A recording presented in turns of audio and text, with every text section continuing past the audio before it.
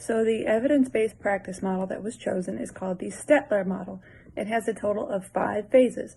The first phase is preparation, the second phase is validation, the third phase is evaluation and/or decision-making, the fourth phase is transition and/or application, and then the fifth and final phase is the evaluation phase.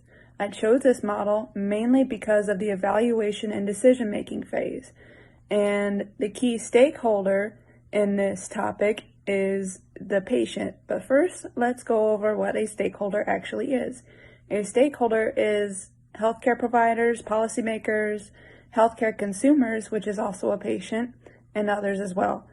The stakeholder in this instance would be the healthcare consumer, mainly because the healthcare consumer is the one that's actually receiving the patient education that we are comparing.